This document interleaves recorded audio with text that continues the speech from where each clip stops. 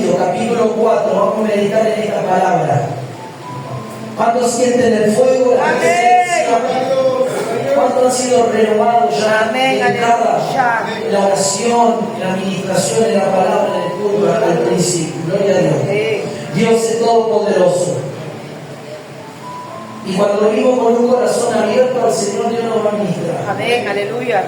Pero si venimos con un corazón cerrado, con un corazón ahí no abierto, Dios no puede hacer nada. Dios quiere hacer mucho en esta noche. Amén. En aquello que abre su corazón. Aleluya. En aquello que le dice, como dijimos en la primera palabra, Señor, ven y manifiéstate en mi vida. Tú eres esa morada de Dios y Él se quiere manifestar en tu vida. Amén. Pero tienes que guardar su palabra, como hemos hablado. Primera, segunda carta de los Corintios, capítulo 4, verso 1. Amén. Dice así: por lo cual, teniendo nosotros este ministerio, según la misericordia que hemos recibido, no desmayemos. Ante bien renunciamos al culto y vergonzoso, no andando con astucia, ni adulterando la palabra de Dios, sino con la manifestación de la verdad, recomendándonos a toda conciencia humana delante de Dios. ¿Cómo estamos haciendo en esta noche? Gloria a Dios. El apóstol Pablo, hablando a los Corintios, a esta iglesia, dio un panorama muchas veces, y vamos a dar rápido, cómo era constituida la iglesia. La iglesia estaba constituida por gentiles y por judíos que habían creído en el Señor. Pero era una iglesia que estaba llena de dones del Espíritu. Pero también había algunos cuantos desórdenes que Pablo tenía que ordenar a esta iglesia. ¿Cuánto dice amén? Había mucha presencia de Dios, muchos dones espirituales, pero había algunos desórdenes que Pablo tenía que ordenar muchas veces por medio del Espíritu Santo y por la palabra. Amén.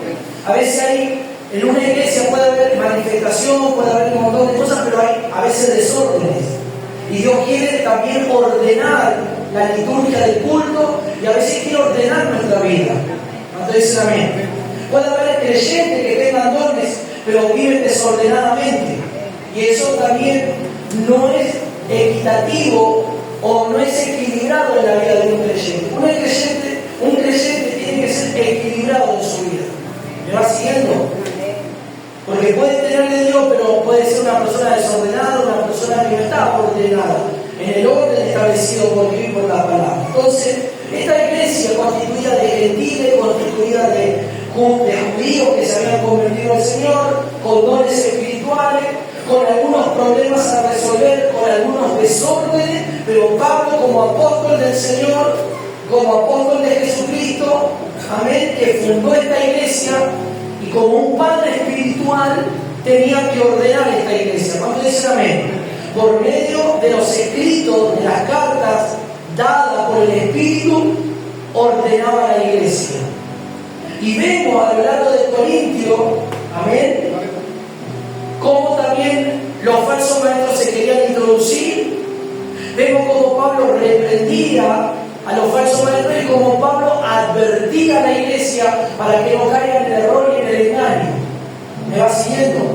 Es lo que hoy nosotros como ministros de Dios alertamos por la palabra y por el Espíritu a que no caigamos en el error, a que no caigamos en el engaño, a que no caigamos en la mentira de Satanás. Amén. Disfrazado de ministro vestido de piedad, pero que niega la eficacia de la cruz. ¿Me va siguiendo? Cuando dice gloria a Dios. Entonces Pablo, hablando hablando a los creyentes de Corintios, habla, por ejemplo, en el capítulo 3, de los ministros del nuevo pacto. ¿Quiénes son los ministros del nuevo pacto? Podemos decir que hay un pacto nuevo y hay un pacto viejo.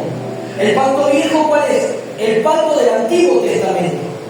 Y el pacto nuevo es el pacto que hizo el Señor Jesucristo por medio de ¿qué? De su sangre. ¿Me va siguiendo?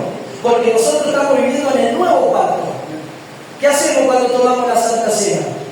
Leemos Corintios 11, 23, y que dice: esta es mi sangre, mi nuevo ¿qué? Pacto que hago con vosotros. Un nuevo pacto que vino a través de la sangre de ¿quién? Del Señor.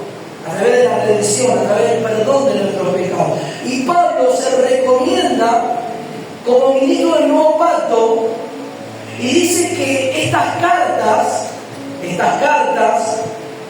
son ellos mismos. Usted cuando recibe una carta, esa carta viene cerrada en un sobre. Usted para leer esa carta tiene que romper el sobre y abrir esa carta y leer lo que contiene esa carta. ¿Me va siguiendo? Y esa carta, bueno, le relata un montón de cosas. Bueno, esta carta que se leía era Pablo con sus compañeros de milicia. Ellos estaban como una carta abierta a que todos vean cómo eran estos hombres de Dios. ¿Me va siguiendo? Cómo era Pablo, cómo era Timoteo, cómo era Sila, cómo era Bernabé, cómo era su conducta, cómo era su comportamiento, cómo era su forma. Eran cartas abiertas de las cuales las personas podían ver la vida de estos hombres de Dios, de estos ministros del nuevo pacto.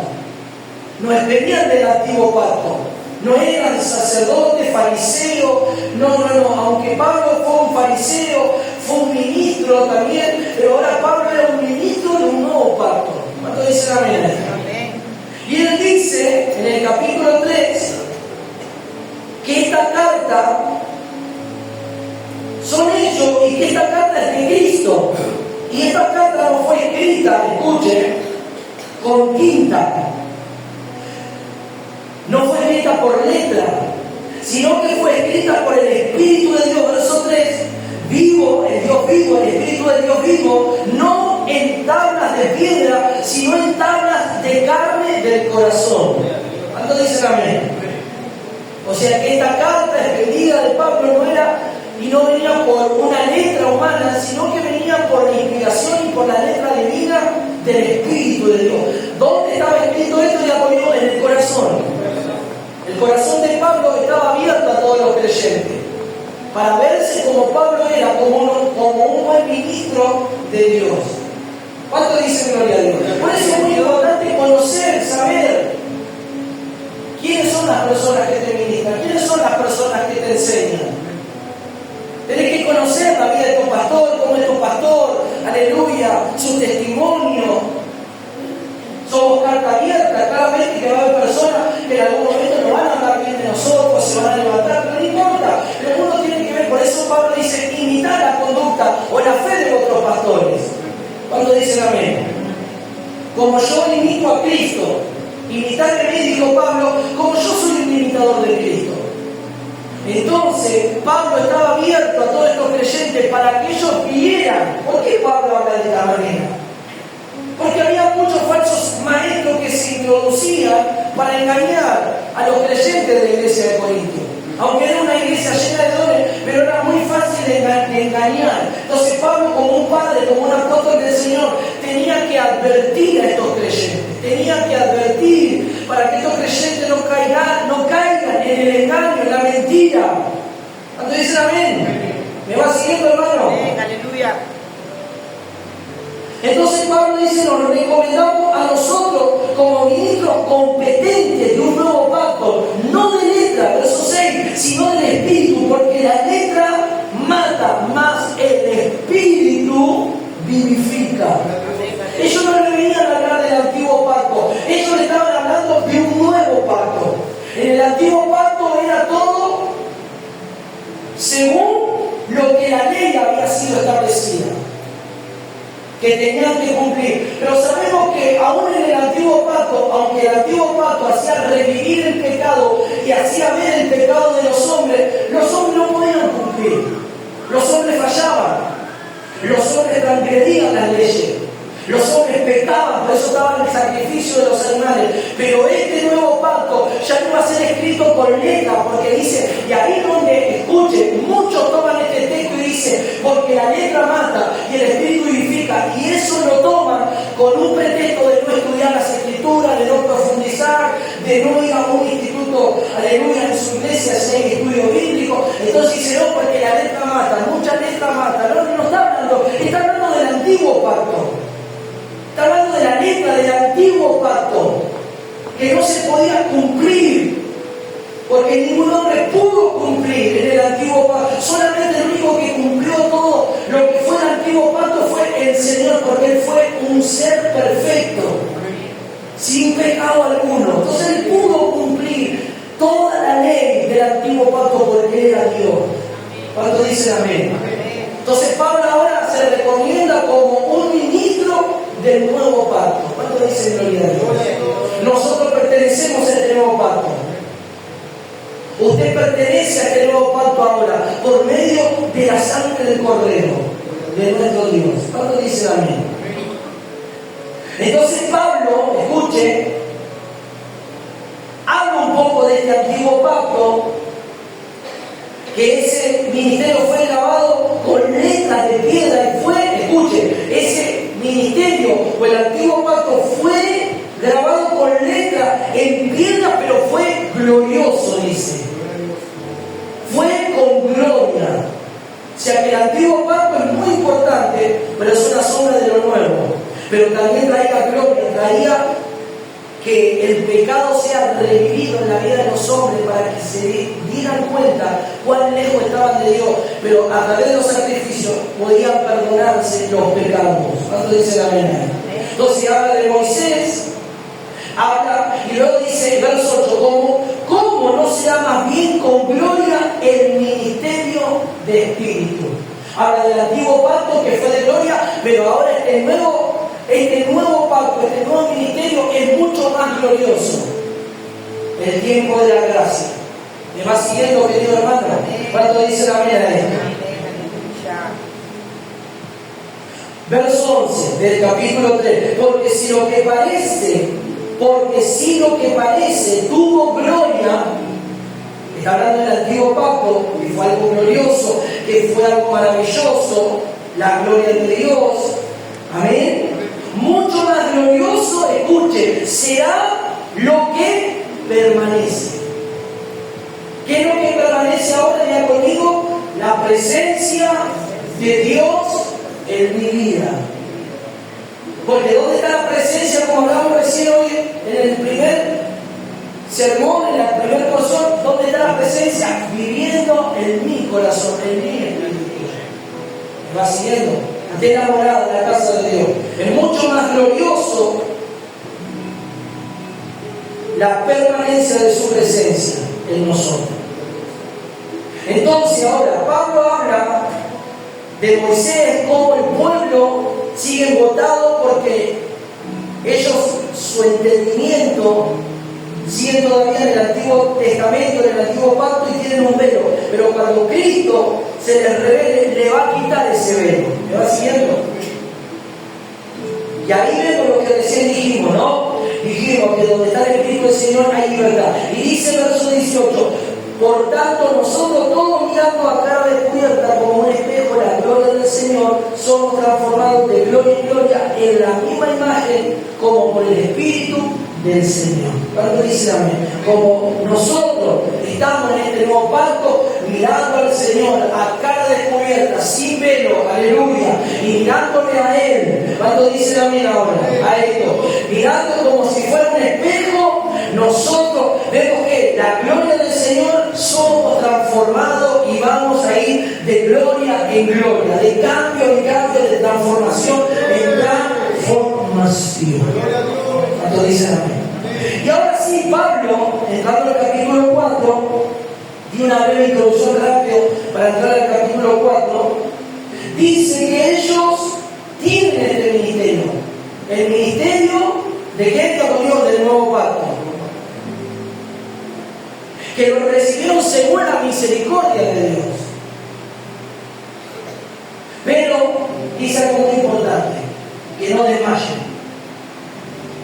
Han recibido un ministerio glorioso según la misericordia del Señor, pero no desmayemos. Decía que no desmayes, hermano, en esta última etapa del año. Porque nosotros estamos en el nuevo pacto. Ahora nosotros podemos entrar, amén, al trono de la gracia de Dios.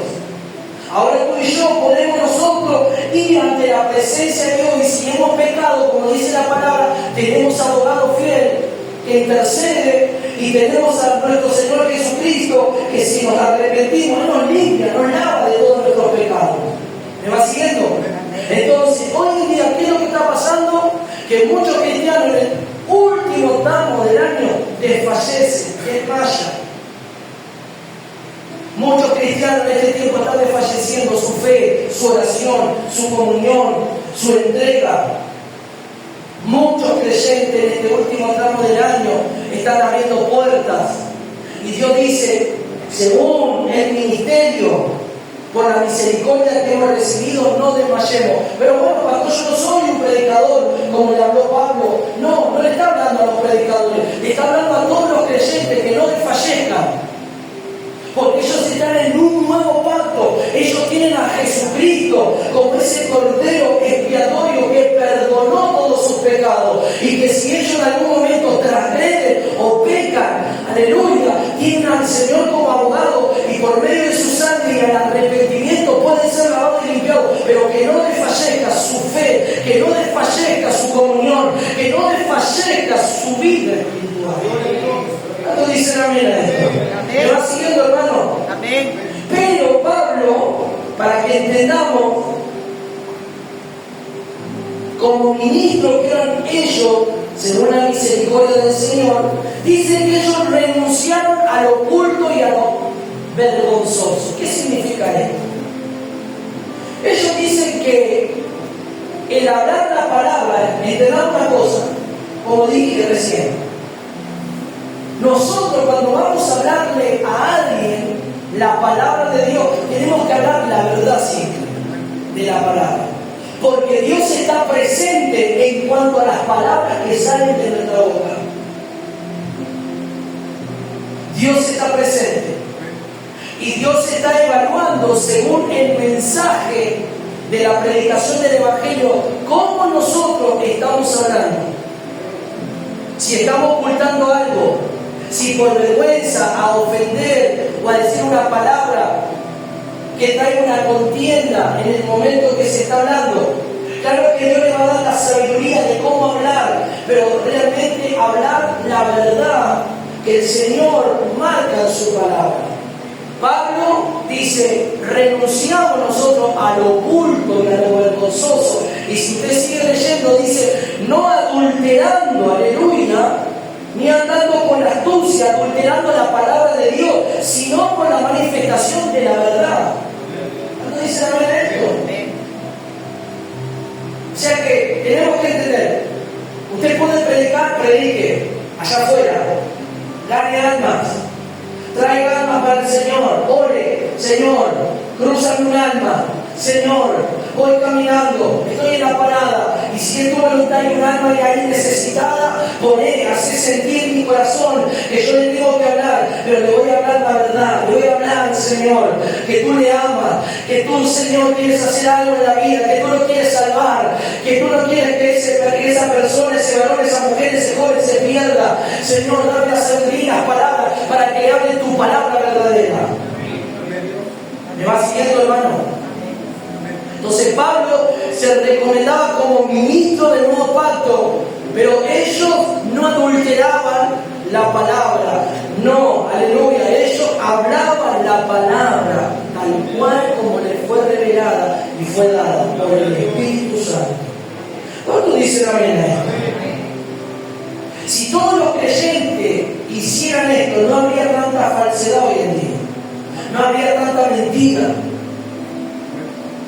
Si los creyentes realmente fueran verdaderos creyentes que aman al Señor, no habría tanta hipocresía, tanta mentira, tanto engaño, no, habría verdad, habría palabras verdaderas, palabras que transformen, palabras que liberen, palabras que transicionen a esa persona a un tiempo nuevo. Por eso dice en uno de los libros del rey Salomón, Proverbio, que cuando el justo corrige, dice que esa corrección es como un bálsamo hacia la persona que lo recibe. La corrección de Dios de un justo, porque Dios utiliza a quienes, los pastores, a las personas, para corregir a otros, que es, digamos, un bálsamo. Es algo que nos llena, es algo que nos suministra, es algo que viene y nos satura esa corrección. Pero cuando el impío es corregido, o la persona rebelde es corregida, si tiene esa rebeldía no la va a aceptar, le va a hacer de afrenta esa corrección, no le va a agradar. Pero si el justo, aleluya, corrige, y hay una persona que ha sido justa, que ama la palabra, va a recibir un bálsamo, va a ser ministrado, va a ser saturado, va a ser lleno de esa corrección, de esa palabra. ¿Cuánto dicen amén? Por ejemplo, voy a dar un ejemplo tan sencillo. Si yo le digo, voy a tomar la palabra, hermana, dice, siéntese bien, como se debe de sentar una hermana, una dama. Estoy hablando un ejemplo. Y usted, hermana, toma eso que el pastor le está hablando. Eso no es algo que la está avergonzando la hermana, es algo que le está diciendo para que la hermana se siente como se debe de sentar una hermana. Y esa corrección, si ella la toma, va a ser de bendición, pero si ella se enoja, va a ser, aleluya, de tropiezo para su vida. ¿Me va siguiendo? Entonces, cuando la corrección viene en cualquier aspecto de nuestra vida, en el orden, y si nosotros somos justos y la recibimos, es un bálsamo. Es algo que nos llena, es algo, amén. Dios me está hablando, Dios me está corrigiendo. El pastor me está diciendo porque él está viendo algo que no está bien, bueno, lo recibo, lo tomo, en nombre de Jesús. ¿Me va siguiendo, hermana? Pablo dice amén. Pablo no dominaba la palabra. Pablo hablaba la verdad y se recomendaba a toda conciencia humana delante de Dios. ¿Cuánto dicen amén? La conciencia de Pablo estaba libre. No había ninguna clase de acusación que lo acusara de que Pablo hiciera algo. ¿Cuándo la conciencia te acusa? Cuando hay algo que no está bien. ¿Y qué es esa conciencia? ¿Quién cree que cuando la conciencia vos sentís algo incorrecto? ¿Quién es?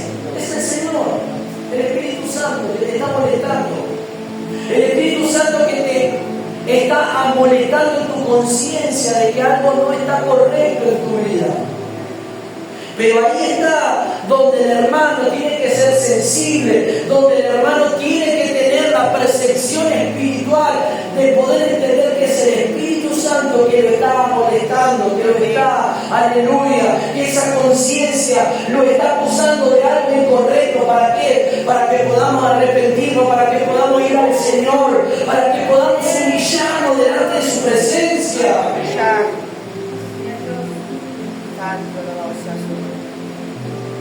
Que dijo Pablo, yo le recomiendo por la verdad a toda conciencia humana delante de Dios. Es decir, Pablo dijo, delante de Dios nada puede acusarme, porque Dios conoce mi corazón, Dios conoce mi vida, Dios conoce que yo no voy a engañar y no quiero engañar al pueblo, que yo no quiero mentir al pueblo, que yo no voy a decir algo para dañar al pueblo. No, todo lo contrario, quiero que el pueblo sea edificado, decía Pablo. Todo lo contrario, quiero que el pueblo entendiera más y que buscara más y que Cristo se revele más a su vida, que Cristo sea su centro en todo. ¿Cuánto dicen amén? Él dijo antes bien, renunciamos a todo eso, lo oculto, nada de eso hay en nosotros. Todo eso quedó en el pasado, todo eso quedó atrás, eso quedó en la vida de Saulo de Tarso, eso quedó cuando yo era un perseguidor de la iglesia, pero ahora nos recomendamos como ministros del nuevo pacto y nos recomendamos a toda conciencia humana delante de decir, Dios conoce mi vida, Dios conoce mi corazón, Dios sabe que la motivación de la predicación del Evangelio es para ganar a Cristo en mi vida y para que muchos lleguen a Cristo y para que muchos de mis hermanos lleguen más a Cristo y amen más a Cristo. ¿Me vas a ver? Eso tiene que ser nuestro motivo. Eso tiene que ser nuestro deseo como Pablo. Pero pastor, no soy un ministro, no me importa, no sos un ministro, no sos un predicador, aleluya, pero siempre hablar la verdad, siempre hablar verdad, no mentir, no andar con ocultamiento, no decir cosas que siempre hablar la verdad, mejor la verdad, no todo. Es mejor que seamos sinceros, que seamos transparentes, aleluya, porque dice el proverbio, el que encubre el pecado, aleluya, el que encubre el pecado no va a alcanzar esa misericordia. Pero aquel, aleluya, que confiesa su pecado alcanzará el favor de Dios, la misericordia, el perdón. Pero el que encubre va a empeorar su situación, aleluya. ¿Cuánto dicen gloria a Dios? Por eso en esta noche levanta tu mano y decir, Señor, como ministro del nuevo pacto, como un pueblo de este nuevo pacto, Señor, aleluya, renunciamos a todo lo oculto, renunciamos a todo aquello que nos quiere llevar, Señor, aleluya, nos quiere trasladar al reino de las tinieblas. No, ahora somos, Señor, aleluya, un pueblo del nuevo pacto por medio de Cristo, por medio de su sangre, Señor, hablando verdad, hablando con transparencia, hablando, Señor, y que nuestra conciencia, Señor, tú sabes, tú conoces, tú ves mi vida, tú sabes quién soy, Señor, delante de ti. Cuando dicen amén. Entonces Pablo dice, pero si nuestro evangelio aún está encubierto entre los que se pierden, está encubierto. Nuestro evangelio no está encubierto, nuestro evangelio es un evangelio que se propaga a viva voz. Porque si estuviese encubierto, no habría salvación. Si estuviese encubierto, no habría transformación. Y usted ve cuál es el evangelio encubierto. ¿Cuál es el evangelio encubierto? El evangelio que tiene mezcla. El evangelio que no es verdadero, transparente, que te van a corregir, que te van a decir las cosas como son. Ese evangelio está encubierto, tiene mezcla, tiene cosas ocultas, tiene mentira detrás de esa palabra, aleluya.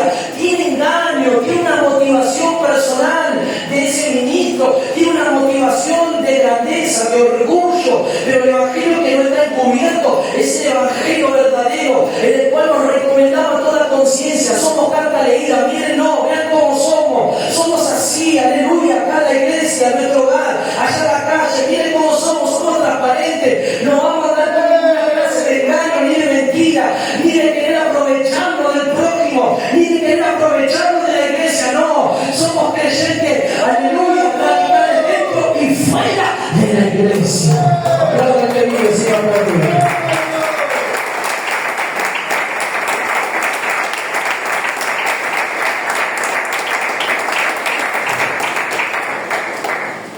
¿Cuánto dicen amén? Somos transparentes en nuestro matrimonio, somos transparentes con nuestras esposas, con nuestros esposos, no vamos a ocultar nada, no vamos a andar con engaño, con mentira, no, siempre con la verdad, siempre con la sinceridad, para que Dios respalde, para que no haya estorbo en los matrimonios, para que no haya acusación del diablo, aleluya, porque ahí es donde está también el diablo atormentando los matrimonios, y el diablo entra para querer poner división, desacuerdo, pelea, cuando no hay una sinceridad, una confianza, una transparencia. Por eso Pedro dijo, para que vuestras oraciones no sean estorbadas, dijo Pedro, está en acuerdo, no den lugar al diablo. ¿Me va siguiendo, querido hermano? En los hijos, en las familias. ¿Cuánto dicen amén? Decir, Señor, ayúdame a ser transparente, a ser sincero, transfórmame, llévame, moldéame a esa imagen, moldéame a esa semejanza cada día, Señor, aleluya. ¿Me va siguiendo, querido hermano? Escuchen. ¿Por qué Pablo habló de que el Evangelio, si el Evangelio estaba encubierto, muchos se perderían? Porque está encubierto. Porque lo que se estaba notando en la iglesia de Corintios es cómo el Dios del siglo cegó el entendimiento, amén, y muchos estaban enceguecidos. Y cuando hablamos de los incrédulos, no hablamos de la gente que rechaza el Evangelio, de los ateos, vamos a decir, hablamos también de los incrédulos dentro de la misma iglesia. Cuánta incredulidad muchas veces dentro de la iglesia. Yo conozco personas que niegan, por ejemplo, que el ministerio profético no está vigente. Muchos creen que el ministerio apostólico no está vigente, que hoy no hay apóstol o no hay profeta. Y cuando nosotros negamos lo que la palabra dice, por eso dice, ay de aquel, Apocalipsis al terminar dice, ay de aquel que agregue de este libro algo o saque de este libro o pase una tilde de este libro, dice que Dios lo borrará del libro de la vida. Muchos cristianos no han leído esa parte de la Biblia, que aquellos que añadan o saquen, o sea, sacar es no creer, es no hablar del Evangelio completo como tiene que hablarse, y agregar algo que no está en la palabra. Dice que el nombre de esa persona será borrado del libro de la vida. Nadie puede agregar o sacar cosas de lo que ya está establecido por la palabra de Dios. ¿Me va siguiendo? Entonces, ¿cuánta incredulidad? Por eso dice que el Dios del siglo se muere de entendimiento. Hay mucha gente con falta de entendimiento, con la incredulidad del Dios del siglo.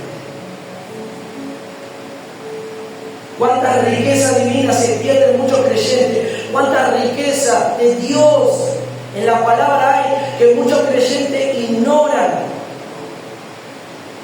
Y nosotros a veces nos volvemos incrédulos cuando nos rebelamos, cuando no tomamos la palabra. Estamos siendo comparados como los incrédulos también.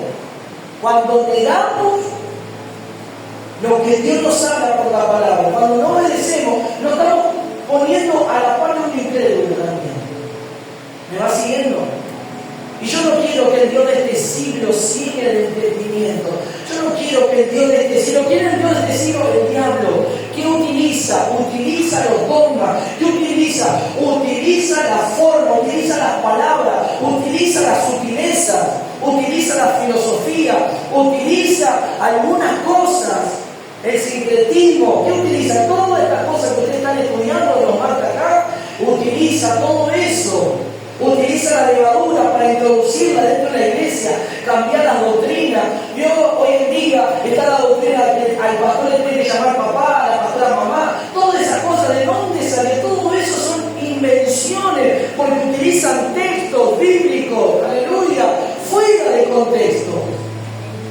No tenés que tener el ADN de Dios, porque sos el Hijo de Dios. Y si vamos, Dios no tiene ADN, porque eres espíritu.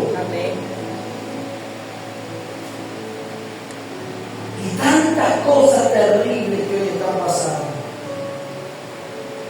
¿Me va siguiendo, hermano? Para que no les resplandezca la luz del Evangelio, de la gloria de Cristo, la cual es la imagen de Dios. Dios quiere resplandecer en la vida de cada uno de nosotros, más todavía, más, pastor, más todavía. Tiene que resplandecer más, tiene que abrir más el entendimiento. ¿Cuántos dicen amén? Levantá tu mano y decís, Señor, ven y resplandece en mi vida. Sí, Señor. Resplandece, ilumina mi mente, mi corazón más, Señor. Lo que me cuesta, lo que, Señor, me impide, lo que la vanidad me lleva a recaer, a aferrarme, Señor, aleluya. Que en esta noche el Señor venga a iluminar tu vida y el Dios del siglo que te atormenta, te perturba, te distrae, te pone cosas en la mente, te pone distracciones. Ese Dios no solamente te quiere botar el entendimiento, te quiere distraer, te quiere oprimir, te quiere perturbar. ¿Cuánto dice gloria a Dios? Miren lo que dice Romanos capítulo 3. Rápidamente algunos versículos. Romanos capítulo 3, verso 3 dice, pues que si hay alguno de ellos han sido incrédulos, su incredulidad habrá hecho nula la fidelidad de Dios. La incredulidad hace nula la fidelidad de Dios.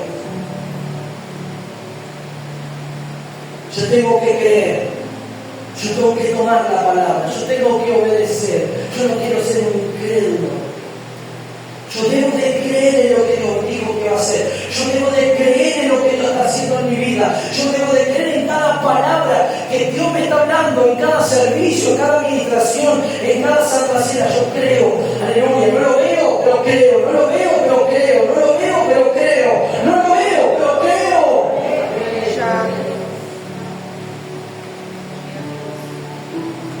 Pero amo al Señor y guardo su palabra y permanezco en Él. Recibo su palabra, permanezco en Él, Él permanece en mí y yo veré su gloria. Y yo veré lo que va a hacer con mi vida. Aleluya, no quiero ser incrédulo, no quiero dudar, no quiero ser incrédulo. No hagamos nula la fidelidad de Dios. Dios es fiel. Cuando dicen amén. Un discípulo que dudó fue Tomás. Fue incrédulo, tuvo duda, incredulidad. Dijo, si yo no meto la mano o el dedo en la llaga del costado de Jesús, no creo que Jesús ha resucitado. Y Jesús se le presentó, dijo, Tomás, ¿por qué has dudado? ¿Por qué eres incrédulo? ¿Por qué hay incredulidad en tu corazón? Un discípulo, Imagínense si un discípulo que estaba con Jesús al lado, comió, vivió, durmió, caminó con él, dudó y fue incrédulo. ¿No te pasará a vos muchas veces?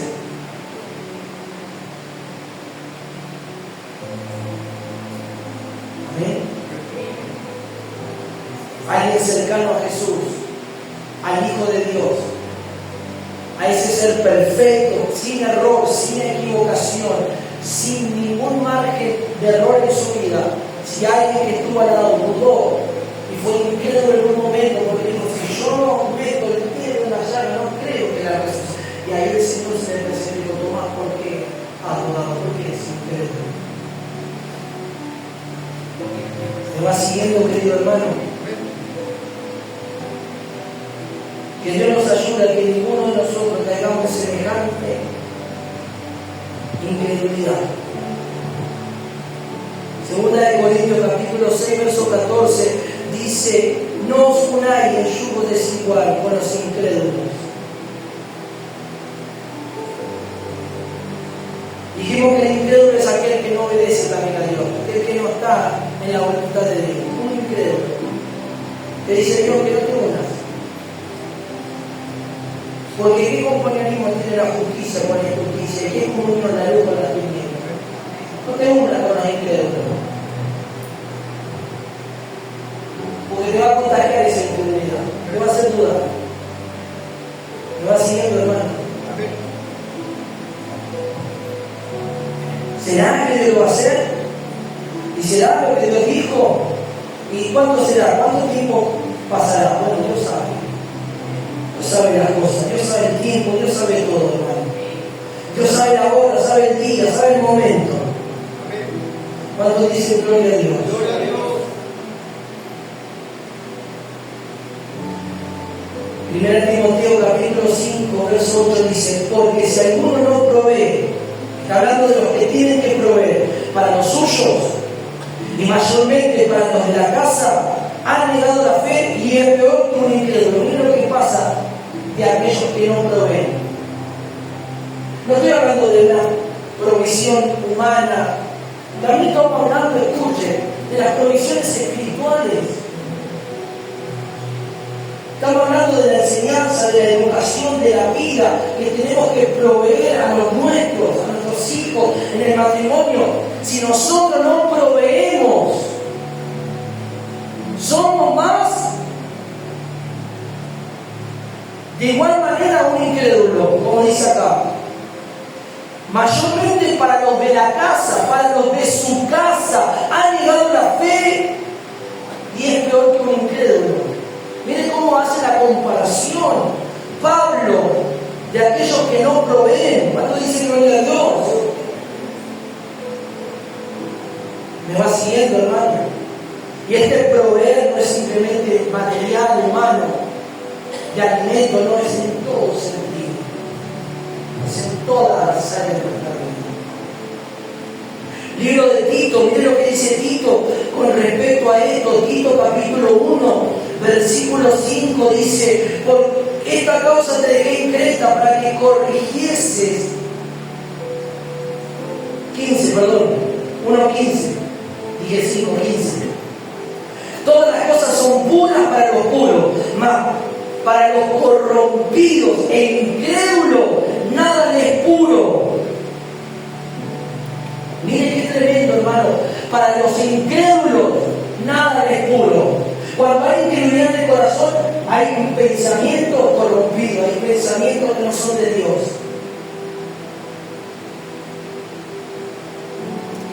¿Cuánto dicen amén? Amén.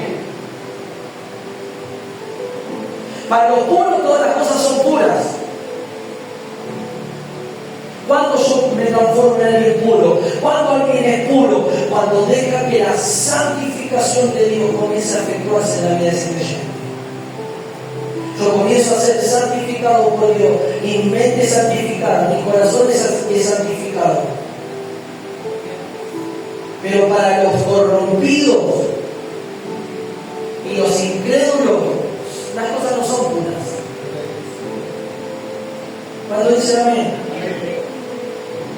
Todas las cosas son puras para los puros, mas para los corrompidos e incrédulos nada es puro, pues hasta su mente y su conciencia están corrompidas. Levanta tu mano y diga conmigo: Señor, limpia mi mente de toda incredulidad.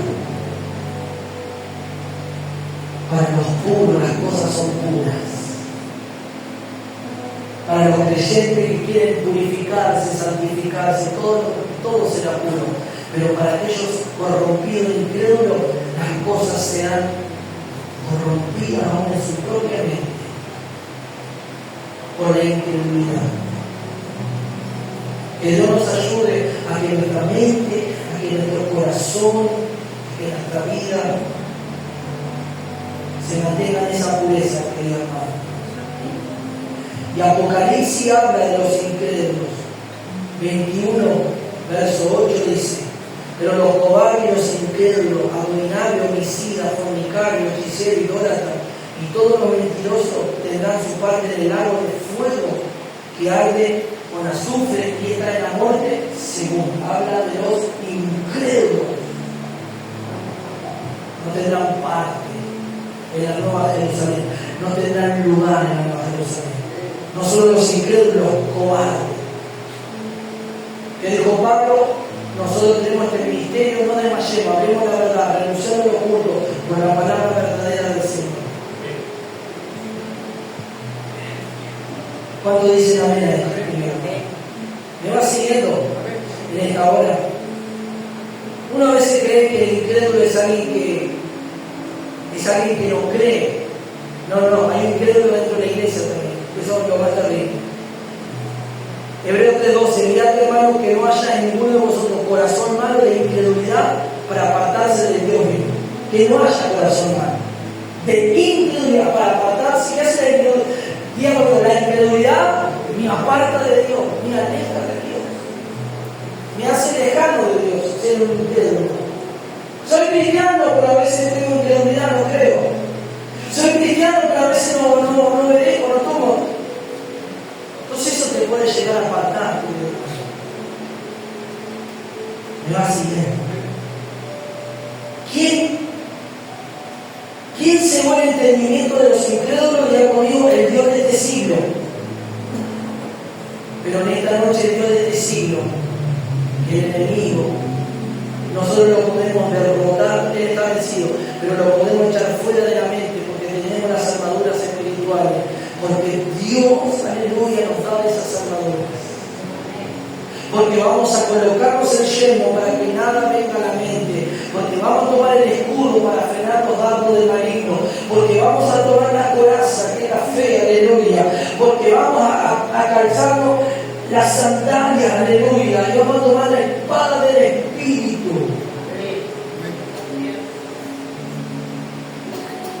La luz del Evangelio no le resplandece a la imagen y la gloria de Cristo, porque el Dios de este siglo encegueció y cegó. Hoy quiero orar para que toda ceguera espiritual en nuestra vida, en nuestra mente, en nuestro corazón, todo lo que cuesta los estudios, la palabra, todo lo que cuesta para que nosotros podamos tener ese entendimiento claro, esa comprensión en los estudios, es porque el Dios de este siglo quiere cegar tu mente, tu corazón, para que no puedas estar atento a cómo estudiar, cómo recibir esa palabra de ese estudio. ¿A cuánto les cuesta estudiar? Levanta la mano que le cuesta estudiar, retener o estudiar o tener la comprensión de lo que está estudiando.